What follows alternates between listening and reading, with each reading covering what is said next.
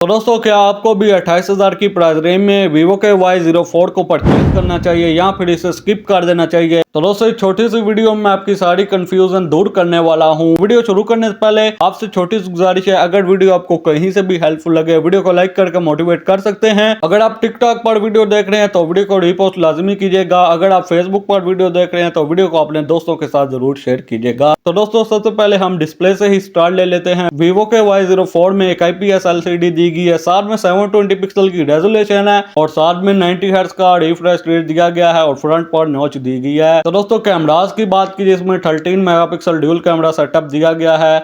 Main camera 13 megapixel का secondary camera mention नहीं किया गया। और दोस्तों सेल्फी की बात कीजिए इसमें पूरे 5 मेगापिक्सल की सेल्फी दी गई है। दोस्तों स्पीकर की बात कीजिए इसमें सिंगल स्पीकर दिया गया है। और दोस्तों प्रोसेसर की बात कीजिए इसमें यूनिसॉक T612 का चिपसेट दिया गया है और दोस्तों चिपसेट वाइज इस दफा डाउनग्रेड किया गया है। Vivo Y03 में दोस्तों MediaTek Helio G85 का चिपसेट था और दोस्तों Vivo Y04 में इस दफा 5500 mAh की बैटरी दी गई है, लेकिन चार्जिंग वही 15 वाट वाली दी गई है। दोस्तों इसमें दो वेरिएंट लॉन्च किए गए हैं। 464 की प्राइस में लॉन्च किया, 28 तक सेल आउट हो रहा है।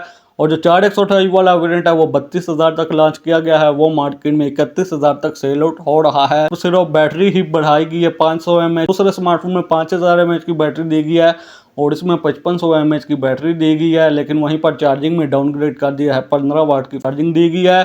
वहीं पर दोस्तों सेल्फी में भी डाउनग्रेड है, कम से कम 8 मेगापिक्सल की सेल्फी वीवो को प्रोवाइड कर देनी चाहिए थी इस प्राइस रेंज में। इसका हाईलाइटिंग फीचर यही है कि इसमें साइड माउंटेड फिंगर दिया गया और 5500 mAh की बैटरी दी गई है। बाकी हर तरफ से वीवो के Y04 में डाउनग्रेड किया गया, प्रोसेसर भी थका सा लगा दिया गया है।